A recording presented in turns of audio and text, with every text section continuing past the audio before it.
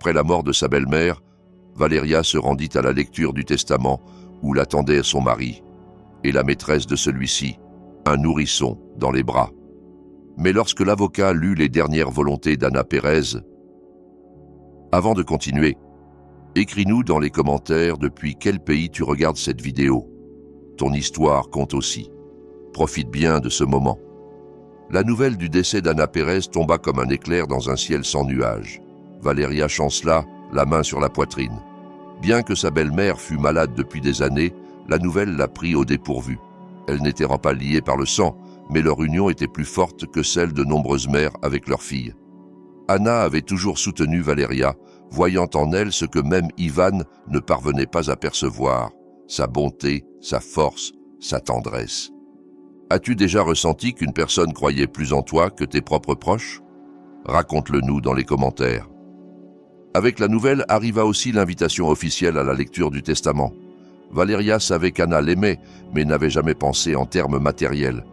Tout ce qu'elle désirait, c'était se souvenir d'elle avec tendresse et gratitude. Le jour venu se leva gris et pluvieux, en harmonie avec l'humeur de Valeria. Elle enfila une robe noire sobre, tentant de dissimuler le tremblement de ses nerfs. En arrivant au cabinet d'avocat, elle inspira profondément, se préparant à ce qui l'attendait. Puis, son regard se posa sur l'entrée. Ivan était là, mais pas seul. À ses côtés, un sourire de satisfaction aux lèvres, se tenait Laura, jeune, maquillée comme une poupée. Dans ses bras, un petit paquet d'où s'échappait un doux ronflement, le bébé. Son fils. Peux-tu imaginer vivre une trahison aussi frontale, sans avertissement? Reste avec nous, ce qui va suivre risque de te bouleverser. Le monde de Valeria s'effondra en un instant. Elle s'en doutait depuis longtemps. Mais le voir de ses propres yeux était insupportable. Une douleur vive, comme un éclat de verre, lui transperça le cœur. Laura, apercevant sa présence, ne fit aucun effort pour dissimuler son triomphe. Un sourire victorieux se dessina sur son visage. C'était comme si elle disait « J'ai gagné. Il est à moi maintenant. Et bientôt, nous serons riches. » Ivan regardait Valeria avec mépris, comme si elle n'était rien d'autre que de la poussière sous ses chaussures. Il n'y avait sur son visage ni remords, ni compassion. Juste du froid, de l'arrogance. Il l'avait toujours considérée comme faible, sans caractère, inutile. Il avait besoin d'une Laura audacieuse, ambitieuse, prête à tout pour obtenir ce qu'elle voulait. Valeria eut la nausée. Elle voulait faire demi-tour et disparaître à jamais. Mais quelque chose en elle l'en empêcha. Fierté, entêtement, besoin de connaître la vérité, elle l'ignorait. Mais elle décida de rester. Rassemblant toutes ses forces, elle monta lentement les escaliers. Ivan et Laura passèrent à côté d'elle, lui lançant des regards moqueurs. Elle ne répondit pas. Elle marcha à leur côté, la tête haute, sans montrer combien elle souffrait. La salle d'attente du cabinet était froide et silencieuse. Maître Sanchez, un homme âgé au visage fatigué, salua Valeria d'un geste bienveillant et lui indiqua un siège. Ivan et Laura s'installèrent en face. L'atmosphère était lourde, tendue, comme l'air avant un orage. Valeria évitait leurs regards. Elle se concentra sur son sac qu'elle serrait dans ses mains, sur le tic-tac de l'horloge murale, sur l'odeur du vieux papier et du bois ciré. N'importe quoi pour ne pas croiser leur visage. Tu sais, ce genre de scène peut vraiment te mettre à l'épreuve. Et si tu as déjà vécu quelque chose de semblable, c'est le moment de le partager avec nous dans les commentaires. Finalement, l'avocat Sanchez tousseta et brisa le silence. « Bien, dit-il d'une voix posée. Nous sommes réunis pour la lecture du testament de feu Anna Pérez. Sont présentes toutes les parties concernées. Son fils Ivan Pérez. Il s'arrêta un instant en regardant Laura. Sa compagne Laura Serrano et l'épouse d'Ivan Pérez, Valeria Serrano. Valeria frissonna en entendant le mot « épouse ». Légalement, elle l'était encore, mais leur mariage s'était achevé le jour où elle avait vu Ivan pour la première fois avec Laura. L'avocat ouvrit un dossier épais, sortit plusieurs feuilles, ajusta ses lunettes et fixa à nouveau les personnes présentes. Avant de commencer la lecture du testament, poursuivit-il, je dois vous informer qu'il est accompagné d'une lettre de Madame Anna Pérez. Elle sera lue à la fin. Sanchez tout sauta de nouveau et commença à lire. Sa voix était monotone, neutre, mais Valeria écoutait chaque mot comme si c'était un battement de cœur. Moi, Anna Pérez, en pleine possession de mes facultés mentales, déclare ce document comme mon testament et lègue tous mes biens meubles et immeubles. Il énuméra un appartement au centre-ville, une maison de campagne, des comptes bancaires, des actions. Valeria entendait tout comme à travers un nuage. Elle ne s'attendait à rien, ne désirait rien. Puis vint la phrase décisive. Tous les biens mentionnés ci-dessus, il fit une pause, sont légués à Valeria Serrano. Et toi, que ferais-tu dans ce moment-là? Accepterais-tu cet héritage ou préférerais-tu t'enfuir? N'oublie pas que ton avis compte, laisse-le dans les commentaires. Un silence lourd s'abattit sur la salle. Valeria n'en revenait pas. Elle? Tout cela? Ivan et Laura se regardèrent, abasourdis. Le visage de Laura se figea dans une grimace de stupeur. Ivan fronça les sourcils, comme s'il ne comprenait pas ce qui se passait. L'avocat poursuivit, indifférent à leur réaction. Dans le cas où Valeria Serrano renoncerait à l'héritage, celui-ci sera automatiquement transmis à la Fondation pour l'aide aux enfants atteints de cancer. Valeria sortit de sa torpeur. Elle n'allait pas renoncer, pas pour l'argent, mais par respect. C'était le dernier souhait d'Anna, et elle se devait de l'honorer. Ivan fut le premier à exploser. « C'est une erreur !» cria-t-il en se levant brusquement. « Ma mère ne m'aurait jamais fait ça !» Laura s'emporta à son tour hurlant « C'est un faux, cet avocat est un imposteur !» L'avocat les regarda calmement par-dessus ses lunettes. « Je comprends votre surprise, » répondit-il, « mais le testament remplit toutes les conditions légales et a été certifié par un notaire. Vous pouvez le contester devant les tribunaux, mais je vous avertis que vos chances de succès sont quasiment nulles. Tu ressens cette tension? Est-ce que toi aussi, tu as déjà vu quelqu'un réagir violemment quand il n'obtient pas ce qu'il voulait? Si tu t'identifies à cela, raconte-nous dans les commentaires. Partager fait du bien. » Ivan serra les poings. Il ne pouvait accepter que sa mère l'ait laissé sans rien. Il était convaincu que tout lui reviendrait, à lui, son fils unique, et que Valeria, cette ombre insignifiante, se contenterait des miettes. « Tu l'as manipulé !» hurla-t-il à Valeria. « Tu lui as raconté je ne sais quoi. Tu l'as acheté !» Elle frissonna. Elle ne comprenait pas tant de haine. Qu'avait-elle fait pour mériter ça? « Ivan, arrête !» tenta de l'interrompre Laura. « Tu vas te ridiculiser. » Mais Ivan était hors de lui, humilié, furieux, brisé. L'avocat leva la main pour réclamer le silence. « Je vous prie de garder votre calme, » avertit-il fermement. « Sinon, je serai contraint de faire appel à la police. Comme je l'ai indiqué, une lettre de Madame Anna Pérez est jointe au testament.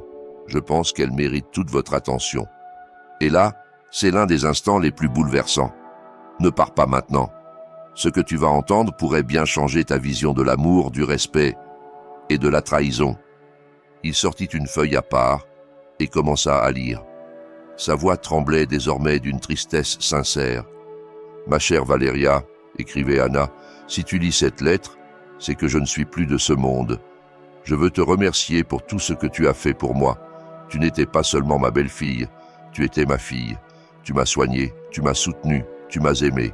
Je sais qu'Ivan ne t'a pas valorisé, je sais qu'il t'a blessé. Mais moi, je crois en toi, Valeria. Tu es une femme forte et sage. Tu mérites d'être heureuse, et je veux que tu le sois. » L'avocat s'interrompit brièvement, ému, puis continua. « Ivan, tu m'as profondément déçu. Je connais ta relation avec Laura. Je sais que tu vas bientôt avoir un enfant. Je ne te juge pas, mais ta trahison envers Valeria m'a brisé le cœur. Elle a été une épouse fidèle qui t'a aimé de tout son cœur et toi, tu l'as trompée, humiliée, tu l'as trahie. Je ne peux pas te laisser mon héritage. Je ne veux pas que tu le gaspilles en caprices et en aventures. Je veux qu'il serve à offrir une nouvelle vie à Valeria, qu'elle puisse être heureuse. Adieu mon fils. J'espère qu'un jour, tu comprendras ton erreur. As-tu déjà été surpris par des mots si profonds d'une personne que tu croyais lointaine? Si ce message t'a touché, laisse un like. Parfois, c'est une manière de dire « Moi aussi, j'ai ressenti ça ». Valeria écoutait, les larmes coulant sur ses joues. Elle ignorait qu'Anna savait tout. Elle ignorait à quel point elle l'avait aimé. Ivan resta figé, incapable de réagir. Il ne comprenait pas comment sa mère avait pu penser cela de lui. Il s'était toujours cru son préféré. Il avait toujours pensé qu'elle lui pardonnerait tout. Laura, pour la première fois, garda le silence. Sur son visage se lisaient déception et colère. Elle comprenait que ses rêves d'une vie confortable et luxueuse s'étaient effondrés en quelques secondes. Lorsque l'avocat termina la lecture de la lettre, un silence de plomb envahit la pièce. Personne ne parla. Chacun était enfermé dans ses pensées, ses émotions, ce qu'il venait d'entendre. Valeria leva les yeux vers Ivan. En le regardant, elle sentit une vague de sentiments contradictoires l'envahir. Compassion, colère, rancune. Et peut-être, encore, une infime trace d'amour. Malgré tout, elle l'aimait encore. Mais elle savait aussi qu'elle ne pourrait jamais lui pardonner. Reste avec nous jusqu'à la fin, car ce qui arrive à Valeria est l'histoire de tant de personnes, tombées un jour, mais assez courageuses pour se relever.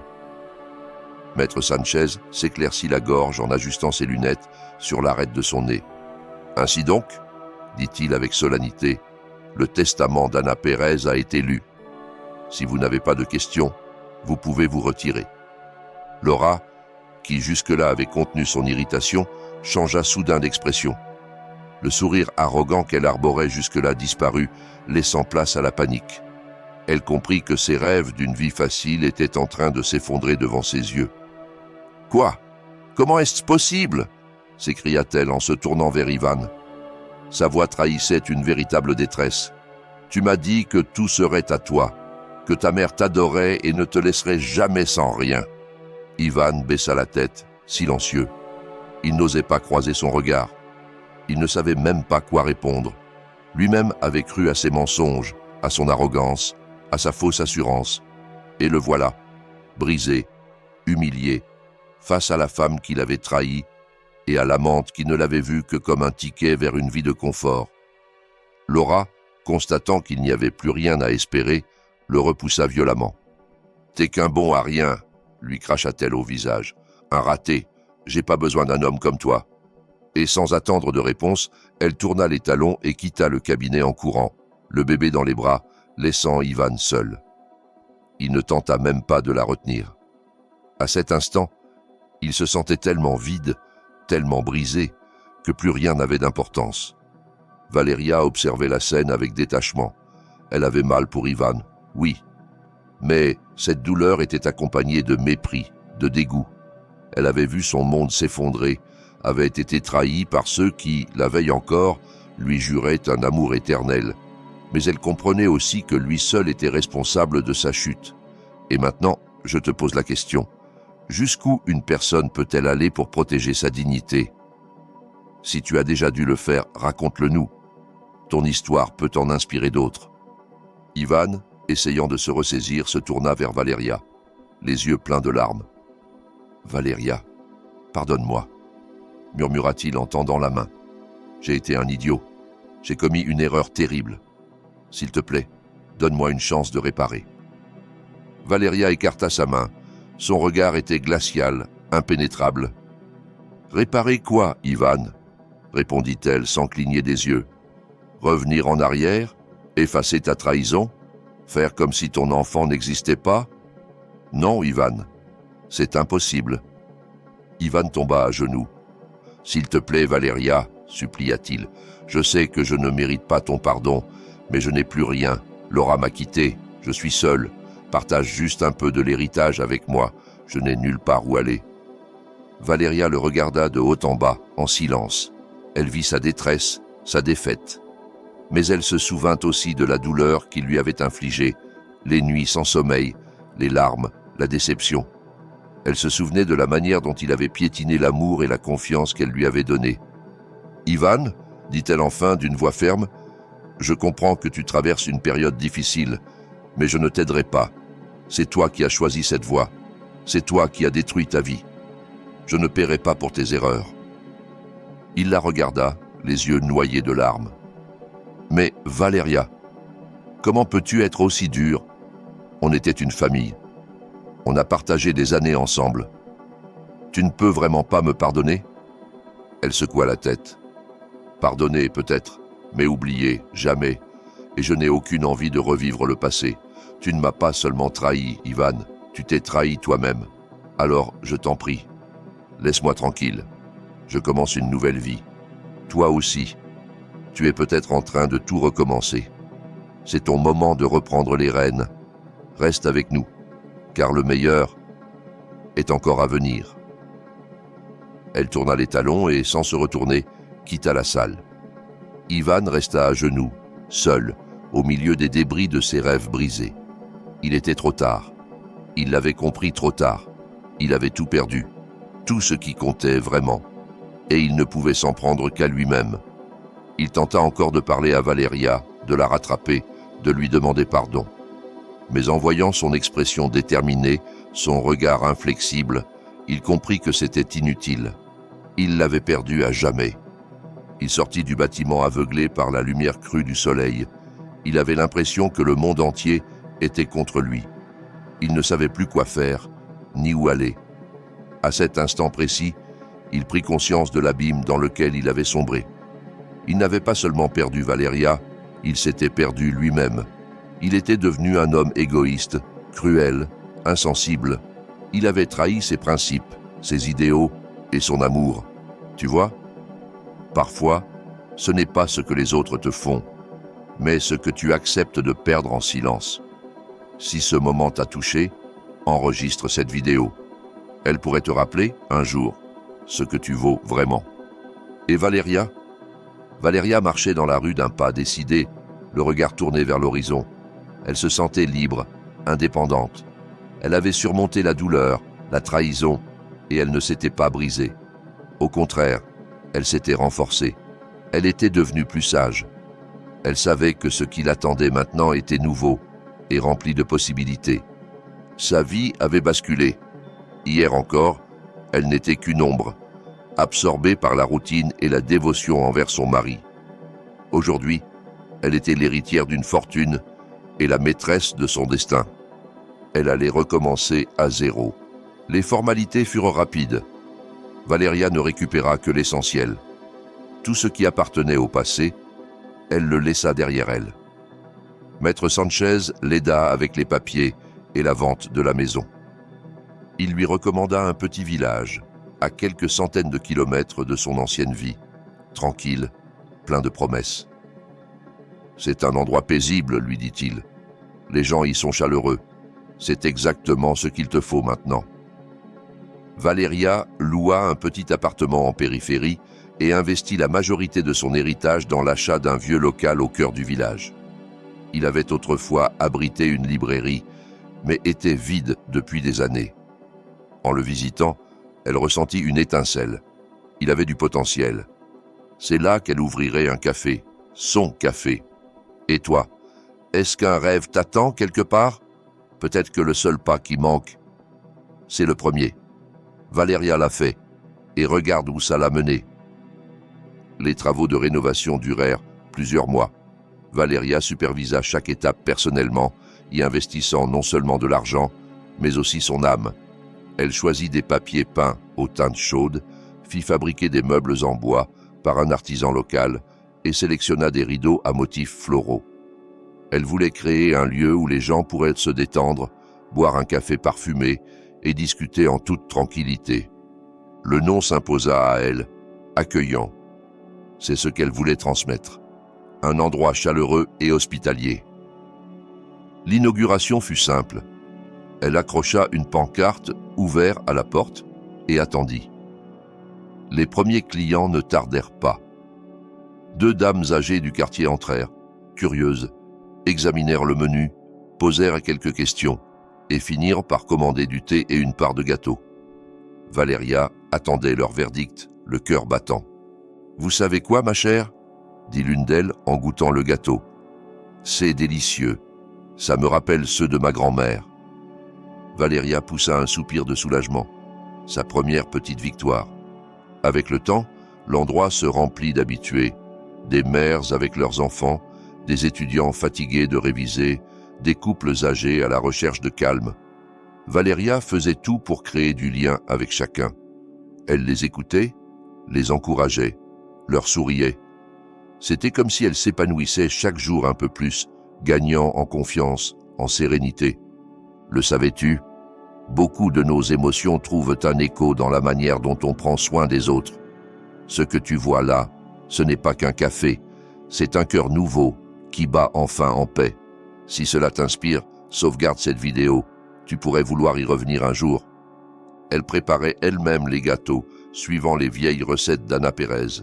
Sa tarte aux pommes devint la spécialité du café. Son parfum sucré flottait dans la rue, attirant les passants. Parfois, en fin d'après-midi, lorsque tout redevenait silencieux, Valeria pensait à Ivan. Elle ne ressentait plus de haine, juste une tristesse lointaine. Elle savait qu'il avait lui-même ruiné sa vie. Et, d'une certaine manière, elle le plaignait. Mais la compassion n'était pas le pardon, et elle ne pouvait pas oublier. Elle l'avait laissé partir. Elle l'avait libéré de son cœur. Elle avait ouvert la porte à une nouvelle vie, à un nouvel amour. Le soir, en fermant, Valeria levait les yeux vers l'enseigne, accueillant. Oui, ce mot résumait désormais sa vie. Chaleur, sérénité, amour, bonheur.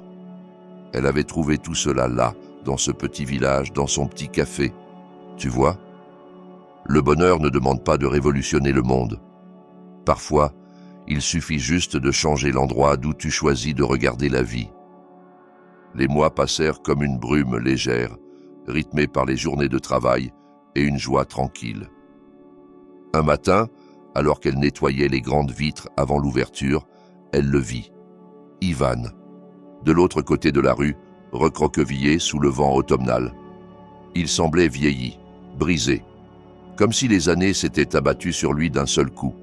Ses yeux, éteints, reflétaient une résignation profonde. Valeria resta figée. Son cœur fit un bond. Elle ne s'y attendait pas, ni ici, ni à ce moment précis. Elle se détourna, faisant mine de ne pas l'avoir vu, mais il traversait déjà la rue, s'approchant du café d'un pas incertain. Valeria inspira profondément, tentant de calmer le frisson qui courait dans tout son corps. Elle savait que ce moment arriverait un jour ou l'autre. Ivan s'arrêta devant l'entrée d'accueillant, n'osant pas franchir le seuil. Il resta un long moment à observer l'enseigne, comme s'il essayait de rassembler ses pensées. Valeria l'observait à travers la vitre, s'efforçant de garder une expression impassible. Finalement, il prit son courage à deux mains et poussa la porte. La clochette tinta doucement, annonçant son arrivée. Valeria posa le chiffon et le regarda, calme et glacial. Le café était presque vide. Seuls quelques clients parlaient à voix basse en dégustant leur boisson. Tous s'interrompirent un instant, sentant la tension dans l'air. Ivan s'approche du comptoir où se tenait Valeria. Il la fixait en silence, cherchant les mots. « Bonjour Valeria », dit-il à voix basse.